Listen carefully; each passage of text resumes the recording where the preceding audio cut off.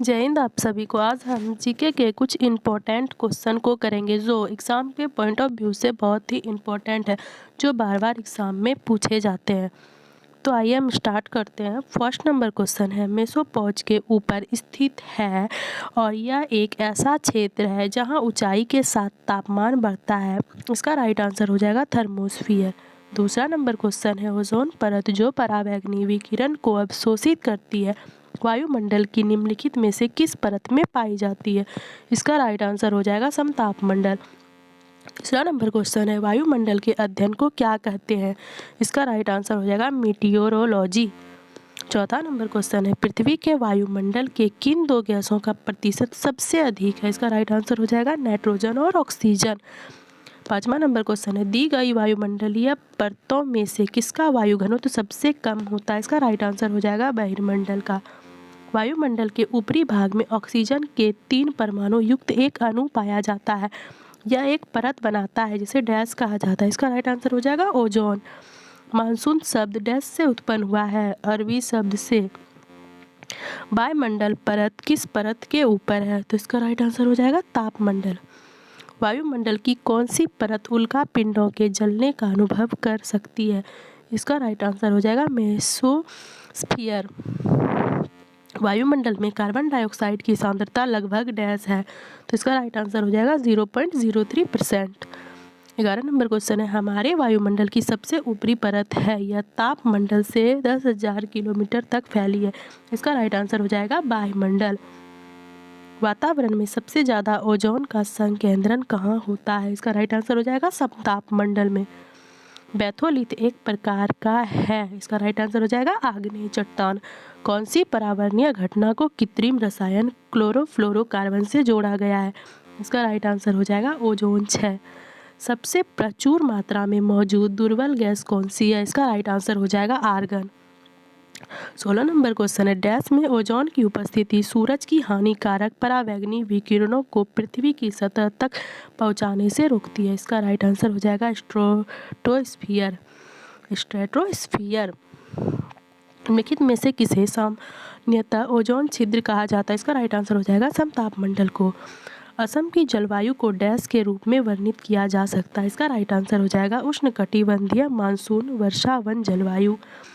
19 number question है, निम्नलिखित में से कौन सी पृथ्वी की सतह से सबसे निकटती परत है। इसका राइट आंसर हो जाएगा छाया वायुमंडल की लंबवत संरचना में सबसे निचली सतह कौन सी होती है। इसका राइट आंसर हो जाएगा ट्रोपोस्फियर। निम्नलिखित में से वायुमंडल के किस परत से रेडियो का संचार संभव होता है। इसका राइट आंसर हो जाएगा आयन मंडल से। हवा के दबाव को आप क्या कहेंगे। इसका राइट आंसर हो जाएगा वायुमंडलीय दबाव।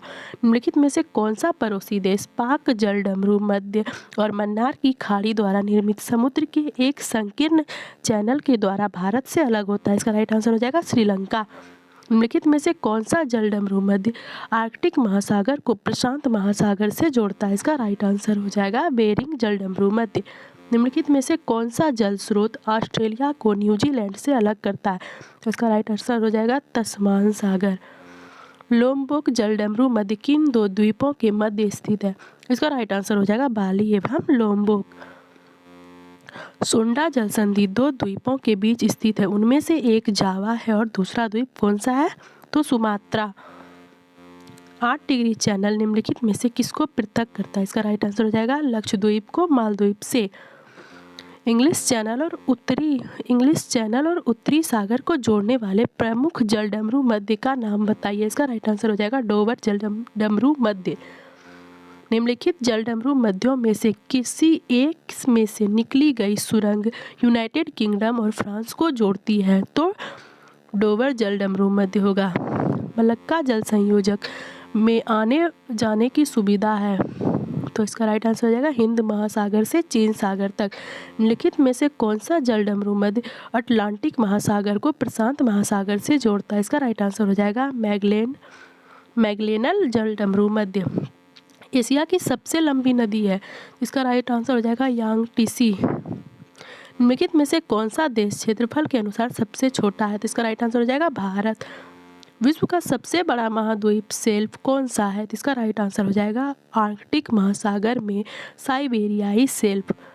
मंगोलिया देश निम्नलिखित में से किस महाद्वीप में स्थित है? इसका राइट आंसर हो जाएगा एशिया महाद्वीप में। निम्नलिखित देशों में से कौन अफ्रीका महाद्वीप में नहीं स्थित है? इसका राइट आंसर हो जाएगा गुयाना। निम्नलिखित में से कौन सा देश एक से अधिक टाइम जोन का पालन करता है? इसका राइट आंसर हो जाएगा यूएसए। निम्नलिखित देशों में से किसकी समुद्र तट रेखा सर्वाधिक लंबी है? तो इसका राइट आंसर हो जाएगा कनाडा की। भू क्षेत्रफल के आधार पर इनमें से कौन सा यूरोप का सबसे बड़ा देश है? इसका राइट आंसर हो जाएगा रूस। सर्वाधिक उत्तरी दक्षिणी अक्षांशीय लंबाई की सीमा वाला देश है? इसका राइट आंसर हो जाएगा चिली। दक्षिण अमेरिका का सबसे बड़ा देश कौन सा है? तो इसका राइट आंसर हो जाएगा ब्राज़ील। कैंपोस तथा लानोस उष्णकटिबंधीय सवाना घास स्थल आमतौर पर कहाँ पाए जाते हैं? इसका राइट आंसर हो जाएगा दक्षिणी अमेरिका में। क्षेत्रफल की दृष्टि से सबसे बड़ा दूसरा देश कौन सा है? इसका राइट आंसर हो जाएगा कनाडा। क्षेत्रफल की दृष्टि से विश्व का छठा सबसे बड़ा देश कौन सा होगा? ऑस्ट्रेलिया। 49वीं समानांतर डैश के बीच सीमा रेखा है? इसका राइट आंसर हो जाएगा यूएसए और कनाडा के बीच।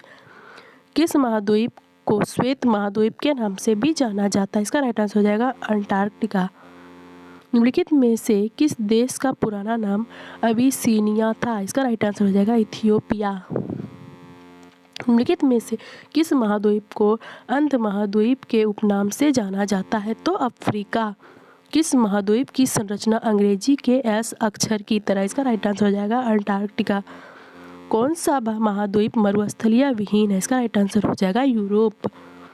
सर्वाधिक देशों वाला महाद्वीप है अफ्रीका। निम्नलिखित में से किस महाद्वीप को विज्ञान के लिए समर्पित महाद्वीप कहा जाता है? इसका राइट आंसर हो जाएगा अंटार्कटिका। विश्व का सबसे आर्द्र महाद्वीप है? इसका राइट आंसर हो जाएगा दक्षिण अमेरिका। स्वेज नहर कब बनकर तैयार हुई? इसका राइट आंसर हो जाएगा 1869 में।